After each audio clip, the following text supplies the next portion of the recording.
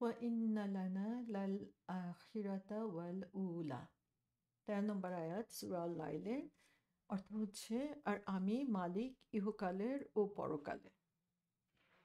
তাহলে ১২ নম্বর আয়াতে আল্লাহ বলছেন যে গাইডেন্স হচ্ছে অনলি ফ্রম আল্লাহ, যে আল্লাহ সুবহানাহু ওয়া তাআলাই শুধুমাত্র আমাদেরকে সঠিক পথ প্রদর্শন করতে পারেন। এবং তারপরে তিনি আমাদেরকে বলছেন যে আর আমি হচ্ছে মালিক ইহকাল ও পরকালে।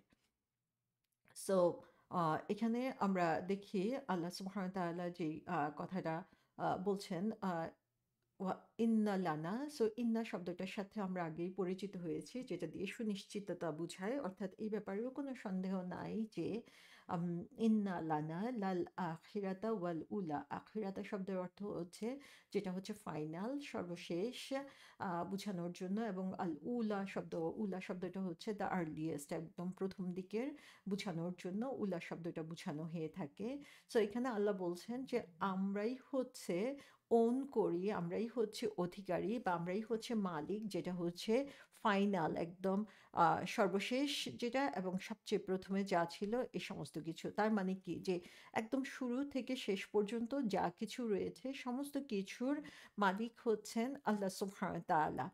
আহ, সো আমাদের মালিকানা একই আছে, কিন্তু আমরা আমাদের সিচুয়েশন অনুযায়ী, আমাদের অবস্থা অনুযায়ী জিনিস চেঞ্জ হচ্ছে, আমরা চেঞ্জ হচ্ছি। কিন্তু মালিকের কে মালিক সেটার ব্যাপারে সেই ওনারশিপ কিন্তু কখনোই চেঞ্জ হচ্ছে না। তার অর্থ হচ্ছে যে যদি আল্লাহ শুরু থেকে শেষ পর্যন্ত সমস্ত কিছুরই তিনি মালিক হন, তার মানে হচ্ছে তিনি ওন করেন আমাদেরকে ফুললি। সো তিনি আমাদেরকে যেভাবে চান সেভাবেই তিনি আমাদেরকে এখানে রেখেছেন, এবং তিনি আমাদেরকে এই আকৃতি দিয়েছেন, তিনি আমাদেরকে গাইডলাইন দিয়েছেন, এবং তিনি আমাদের এই দুনিয়ার পথে চলাটা সহজ করে দিচ্ছেন, আমরা যেই পথে চলতে চাচ্ছি।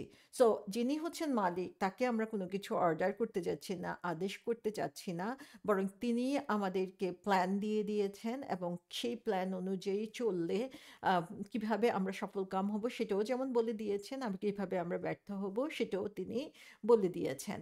সো মানুষ যত যাই করুক না কেন, আলটিমেটলি তাকে এটা বিশ্বাস করতে হবে যে সমস্ত কিছুর মালিক হচ্ছেন আল্লাহ সুবহানাহু ওয়া তাআলা। সো যিনি হচ্ছেন সমস্ত কিছুর মালিক, এ ব্যাপারে যখন কোনো সন্দেহ নাই, তোমার প্রথম থেকে শেষ পর্যন্ত সমস্ত কিছুর মালিক যিনি, তো তার যে গাইডেন্স সেটা তুমি কেন ফলো করবে না? তুমি কিভাবে নিজের উপরে বিশ্বাস করো যে তুমি নিজের বুদ্ধি বিবেক দিয়ে সেটা বুঝতে পারবে, যেখানে তোমার যিনি হচ্ছেন সমস্ত কিছুর মালিকানা, তার অথরিটি তার কাছে রয়েছে। সো এই ব্যাপারে তাফসীর কারকগণ বলেছেন যে এই আয়াতটা দিয়ে বেশ কয়েকটা অর্থ বোঝা যায়। যেমন একটা অর্থ হচ্ছে এই দুনিয়া থেকে শুরু করে আখিরাত পর্যন্ত আহ, কোনো কিছুই, তোমার কোনো কিছুই আমাদের ধরাছোঁয়ার বাইরে না। আম, বরং এই দুনিয়া এবং আখিরাত সমস্ত কিছুই আমাদের মালিকানার অধিকারে। সো তুমি সারাক্ষণই হচ্ছে আমাদের নজরবন্দি, সারাক্ষণই আমাদের আন্ডারে রয়েছো, আমাদের হস্তক্ষেপের মধ্যে রয়েছো। সো এখান থেকে আমরা দেখি যে আল্লাহ সুবহানাহু ওয়া তাআলার যে সার্বভৌম ক্ষমতা, সর্বময় অধিকার, সেটা আমরা এখানে ক্লিয়ারলি দেখতে পাচ্ছি। আর হচ্ছে মানুষের যে ক্ষুদ্রতা, সে যতই নিজেকে বড় মনে করুক না কেন, সে যে under surveillance all the time, এবং আল্লাহ সুবহানাহু ওয়া তাআলার পাওয়ারের আন্ডারে সে রয়েছে কত ক্ষুদ্র অবস্থায়, সেটা এখানে বোঝা যাচ্ছে। সেকেন্ড যে জিনিসটা আমরা দেখতে পাচ্ছি সেটা হচ্ছে এই দুনিয়া এবং আখিরাত সমস্ত কিছুই হচ্ছে আল্লাহর আন্ডারে, সমস্ত কিছুই হচ্ছে আল্লাহর মালিকানার অধীনে। এখন আমরা তার দেখানো পথ ফলো করি বা না করি, আমরা তার নিষিদ্ধ কাজ থেকে নিজেকে দূরে সরিয়ে রাখি বা না রাখি, আমরা সঠিক পথে চলার চেষ্টা করি বা না করি, এই সমস্ত কিছু আমাদের ইচ্ছার অধীনে রয়েছে। কিন্তু তার মানে এই না যে আমরা আমাদের ফলাফলকে পরিবর্তন করে দিতে পারি। সো আল্লাহ সুবহানাহু ওয়া তাআলার, মানে আমি যতই অ্যারোগেন্ট হই না কেন, আমি যতই নিজেকে বড় মনে করি না কেন, আমি যতই মনে করি না কেন যে আমি সেলফ সাফিসিয়েন্ট, আমার আর কারো প্রয়োজন নাই, কিন্তু আলটিমেটলি আমাদেরকে এটা চিন্তা করতে হবে যে এই সমস্ত কিছুর মালিকানা হচ্ছে আল্লাহ সুবহানাহু ওয়া তাআলার। সো আমি যদি আল্লাহর আনুগত্য থেকে নিজেকে বের করে নেই, সেটাও যেমন আল্লাহর এই ক্ষমতার কোনো কম বেশি করবে না। আবার আমি যদি আল্লাহর আনুগত্যে মাথাকে নত করে দেই, তারপরে হচ্ছে সেখানে কম বেশি কোনো কিছু হবে না। আর থার্ড যে মিনিংটা আমরা এখান থেকে দেখতে পাচ্ছি, যে আল্লাহ বলছেন যে তিনি অ্যালোন হচ্ছেন masters of both the worlds, যে এখানে আর কারো কোনো শারিকানা নাই বা তার কারো কোনো মালিকানা নাই এখানে। সো আল্লাহ সুবহানাহু ওয়া তাআলা এই দুনিয়া আমাদেরকে দিয়েছেন, দুনিয়াতে যা কিছু প্রয়োজন সেগুলো তিনি আমাদেরকে দিয়েছেন, আমাদের প্রয়োজন অনুযায়ী তিনি সমস্ত কিছু সৃষ্টি করে দিয়েছেন, কিন্তু মালিকানা হচ্ছে তার কাছে। এবং আমরা যদি দুনিয়াতে এই জিনিসটা উপলব্ধি করতে পারি, আখিরাতের মালিকানাও তার, সেটাও আমাদেরকে বিশ্বাস করতে হবে।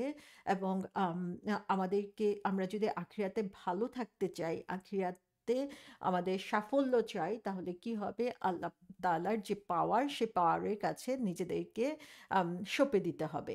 এবং এজন্য আমরা দেখি যে দুইটা জীবনের মালিকানা হচ্ছে আল্লাহ সুবহানাহু ওয়া তাআলার কাছে। সো আমাদেরকে স্ট্রাগল করতে হবে এই দুইটা জীবনের জন্যই, এবং দুইটা জীবনের সফলতার জন্যই আমরা কন্টিনিউয়াসলি চেষ্টা করে যাব। এবং এ কারণে আমরা দেখি যে কোরআনে আল্লাহ আমাদেরকে দোয়া শিখিয়ে দিয়েছেন, যে দোয়াটা হচ্ছে রাসূল সাল্লাল্লাহু আলাইহি ইসলামের এবং আবু বকর রাদিয়াল্লাহু আনহুর খুব পছন্দের দোয়া ছিল। সেটা হচ্ছে রব্বানা আতিনা ফিদ দুনিয়া হাসানাতা। হে আল্লাহ, তুমি আমাদেরকে দান করো এই দুনিয়াতে হাসানাতাও, যে যা কিছু ভালো রয়েছে সেগুলো, ওয়াফিল আখিরাতে, এবং আখিরাতে যা কিছু ভালো রয়েছে, হাসানাতাও, যে যা কিছু ভালো সেগুলো তুমি আমাদেরকে দান করো, ওয়াকাইনা আযাবান্নার, এবং তুমি আমাদেরকে রক্ষা করো জাহান্নামের আযাব থেকে। তাহলে আমরা দেখি যে কত সুন্দর কম্প্রিহেন্সিভ ওয়েতে আল্লাহ সুবহানাহু ওয়া তাআলা আমাদেরকে এই দোয়াটা শিখিয়ে দিয়েছেন। তিনি এই দুনিয়া এবং আখিরাতের মালিক, তিনি আমাদেরকে চাচ্ছেন, এবং এই দুনিয়া এবং আখিরাতের যা কিছু বেস্ট সেগুলো আমরা আল্লাহর কাছে চাইবো।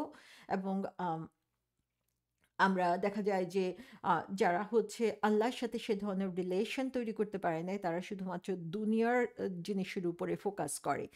দুনিয়ার জিনিসের জন্য আমরা আল্লাহর কাছে চাইবো, কিন্তু তার মানে এই না যে এটাই আমাদের একমাত্র আকাঙ্ক্ষার বিষয় থাকবে, বরং আমাদেরকে দুইটার লাইফের উপরেই ফোকাস করতে হবে, এবং দুইটার জন্যই আল্লাহর কাছে আমাদেরকে চাইতে হবে। সো যে হচ্ছে দুইটার জন্যই দুইটার জন্যই সে স্ট্রাগল করবে, দুইটার জন্যই আল্লাহর কাছে চাইবে, আল্লাহ আমাদেরকে দুই জীবনেই ইনশাল্লাহ সাফল্য দিবেন, কারণ তিনি হচ্ছেন দুইটারই মালিক। তাহলে কেন তিনি আমাদেরকে দিবেন না? তো এজন্য আমাদেরকে দুইটা জীবনের উপরে আমাদের ফোকাস করতে হবে, এবং সেটার জন্য আমাদেরকে চেষ্টা করতে হবে। সূরা কসাসে বলা হয়েছে, তিনি আল্লাহ, তিনি ব্যতীত কোনো উপাস্য নেই, ইহকাল এবং পরকালে তারই প্রশংসা, বিধান তারই ক্ষমতাধীন, এবং তোমরা তারই কাছে প্রত্যাবর্তিত হবে। তাহলে এইখানে আমরা দেখি যে আল্লাহর যে ক্ষমতা, সেই ক্ষমতাকে কত সুস্পষ্টভাবে এখানে ব্যাখ্যা করা হয়েছে, যে সমস্ত প্রশংসা দুনিয়া এবং আখিরাতে শুধুমাত্র আল্লাহ সুবহানাহু ওয়া তাআলার উপরই, আল্লাহ সুবহানাহু ওয়া তাআলার জন্যই এটা প্রযোজ্য। সো এখানে আমরা দেখি ফার্স্টে কি বলা হয়েছে, আখিরাতা ওয়াল উলা, আগে হচ্ছে আখিরাত অর্থাৎ আমাদের পরবর্তী জীবনের কথা উল্লেখ করা হয়েছে, এবং তারপরে হচ্ছে আমাদের যে বর্তমান জীবন সেটার কথা বলা হয়েছে। আর সূরা কাসাসে আমরা যদি দেখি, তাহলে আমরা এখানে দেখব লাহুল হামদু ফিল উলা ওয়াল আখিরা। তো এখানে উলা এবং পরে আখিরাতের কথা বলা হয়েছে। সো এই ব্যাপারে তাফসীরকারগণ বলেছেন যে আম আল্লাহ সুবহানাহু ওয়া তাআলা হচ্ছে সূরা কাসাসে যখন বলেছেন, সেখানে এর আগে আল্লাহ সুবহানাহু ওয়া তাআলা আমাদের উপরে যে ফেভারগুলো করেছেন, তার যে নিয়ামতগুলো রয়েছে, সেগুলোর কথা তিনি উল্লেখ করেছেন। সো সেখানে আমাদের এই দুনিয়ার জীবনের যে নিয়ামত, সেগুলোর কথা ফার্স্ট উল্লেখ করে, সেগুলোর প্রশংসা করে, তারপরে হচ্ছে আখিরাতের কথা তিনি এখানে বলেছেন, যে তিনি ইহকাল এবং আখিরাতের মালিক। আর এইখানে আমরা দেখি সূরা আল লাইলে আল্লাহ সুবহানাহু ওয়া তাআলা যে কথাটা বলেছেন, সেখানে মোস্টলি ফোকাস করা হচ্ছে যে আমরা যাতে ওয়ার্ল্ডলি লাইফে লস্ট হয়ে না যাই, এবং আমাদের ফোকাসটা যাতে নেক্সট লাইফে থাকে, পরবর্তী আখিরাত, পরবর্তী জীবনের উপরে আমরা যাতে ফোকাস করি বেশি। এবং সে কারণে আল্লাহর যে ওনারশিপ, সেটা ফার্স্ট তিনি নেক্সট লাইফের কথা, আখিরাতের কথা বলেছেন, এবং তারপরে হচ্ছে এই দুনিয়ার কথা বলেছেন। আবার সূরা নজমের দেখি আমরা, সেখানে তিনি বলেছেন যে ফালিল্লাহ আল আখিরা ওয়াল উলা, সেখানে আল্লাহ সুবহানাহু ওয়া তাআলা নেক্সট লাইফের কথা আগে বলেছেন এবং তারপরে হচ্ছে পরবর্তী জীবনের কথা এখানে বলেছেন। সো এখানে আল্লাহ সুবহানাহু ওয়া তাআলার যে কথার স্টাইল বা যে জিনিসটার উপরে ফোকাস করছেন সেটার উপরে ভিত্তি করে আমরা দেখি যে আখিরাতের কথা আগে বলছেন নাকি দুনিয়ার জীবনের কথা আগে বলছেন। বিভিন্ন সূরাতে এটা চেঞ্জ হচ্ছে। কিন্তু আল্টিমেটলি আমরা যেটা দেখি সেখানে আল্লাহর ওনারশিপের কথা বলা হচ্ছে এবং আল্লাহর এই ওনারশিপের কথা বলে আসলে মানুষকে যেটা স্মরণ করিয়ে দেওয়া হচ্ছে সেটা হচ্ছে আল্লাহই সর্বময় ক্ষমতার অধিকারী। এখানে মানুষ নিজেকে যতই স্তিগনা অর্থাৎ সে নিজেকে যতই সেলফ সাফিসিয়েন্ট, নিজেকে যতই রিচ বা ধনী মনে করুক না কেন, সেখানে তার যে ক্ষুদ্রতা সেটা আল্লাহ সুবহানাহু ওয়া তাআলা তুলে ধরছেন এবং সেই তুলনায় আল্লাহর কাছে আমাদেরকে কতটুকু মুখাপেক্ষী হতে হবে এবং তার যে মালিকানা, সেই মালিকানার ব্যাপারে আমাদেরকে কতটুকু সতর্ক হতে হবে সেটা আল্লাহ সুবহানাহু ওয়া তাআলা আমাদেরকে এখানে ক্লিয়ার করে বলে দিচ্ছেন। সো উলা শব্দটা আমরা অলরেডি এখানে আলোচনা করেছি যে আল্লাহ সুবহানাহু ওয়া তাআলার যে ওনারশিপ, সেখানে ফার্স্ট আল্লাহ সুবহানাহু ওয়া তাআলা আখিরাতের কথা বলেছেন এবং তারপরে দুনিয়ার কথা বলেছেন। সো এখানে উলা বলতে মেইনলি যেটা বোঝানো হচ্ছে যে এভরিথিং বিফোর আখিরা এবং আখিরা বলতে হচ্ছে এভরিথিং আফটার বোঝানো হয়েছে। সো দুনিয়া এবং পরবর্তী জীবন আখিরাতের কথা এখানে মেইনলি ফোকাস করা হয়েছে। সো পাস্ট, প্রেজেন্ট, ফিউচার সমস্ত কিছুই হচ্ছে এটার মধ্যে ইনক্লুড করে নিয়েছেন আল্লাহ সুবহানাহু ওয়া তাআলা। সূরা ইমরানে আল্লাহ বলছেন, আর আল্লাহর হুকুম ছাড়া কেউ মরতে পারে না, সেজন্য একটা সময় নির্ধারিত রয়েছে। বস্তুত যে লোক দুনিয়ায় বিনিময় কামনা করবে আমি তাকে তা দুনিয়াতেই দান করব। পক্ষান্তরে যে লোক আখিরাতে বিনিময় কামনা করবে তা থেকে আমি তাকে তাই দিব। আর যারা কৃতজ্ঞ তাদেরকে আমি প্রতিদান দিব।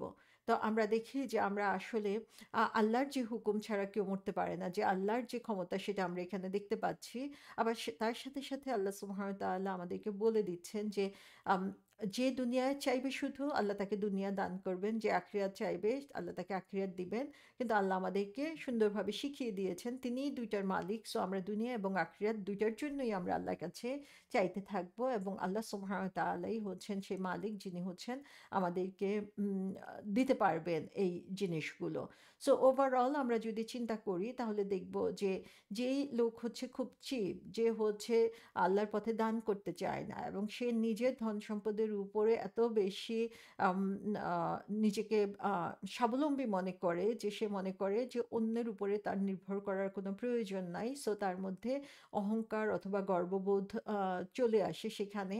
আল্লাহ সুবহানাহু ওয়া তাআলা বলছেন যে এই দুনিয়া এবং আখিরাতের ট্রু ওনারশিপ হচ্ছে শুধুমাত্র আল্লাহর উপরে এবং এই কথাটা আমরা যদি বিশ্বাস করি তাহলে আমরা কি করব? আমার যা কিছু রয়েছে, যা সম্পদ রয়েছে সেগুলো আল্লাহর জন্য আমি খরচ করতে কুণ্ঠাবোধ করব না। সো এটা শুধুমাত্র যে আমি আল্লাহর জন্য আ আ এটা খুব সহজ না যে আমি আল্লাহর জন্য কোনো কিছুকে খরচ করব যদি আমি মনে করি এটা আমার। কিন্তু আমি যদি মনে করি যে এর মালিকানা সম্পূর্ণভাবে আল্লাহর, কিছুদিনের জন্য শুধুমাত্র আল্লাহ এটা আমার কাছে দিয়েছেন এবং আমি যদি সেটা আল্লাহর পথে সন্তুষ্টির জন্য খরচ করি, আল্লাহ নির্ধারিত পথে, তাহলে এখান থেকেই আমি রিওয়ার্ড পেতে পারবো। তাহলে দেখা যাবে যে এই সম্পদের প্রতি আমার মোহটা যেমন থাকবে না, তেমনি এই সম্পদ আমার সেটা বলে আমি আঁকড়ে ধরে থাকবো না। সো আল্লাহ সুবহানাহু ওয়া তাআলার এই ওনারশিপ আমরা যদি বুঝি এবং আল্লাহ সুবহানাহু ওয়া তাআলা যে সমস্ত কিছুকে এনকম্পাস করে রেখেছেন সেটাও যদি আমরা চিন্তা করি তাহলে দেখা যাবে যে আমাদের কাছে যা কিছু রয়েছে সমস্ত কিছুই আমরা আল্লাহর মালিকানা মনে করে তার জন্য তার পথে বিলিয়ে দিতে আমাদের কখনোই কোনো ধরনের সংকীর্ণতা আমরা অনুভব করব না।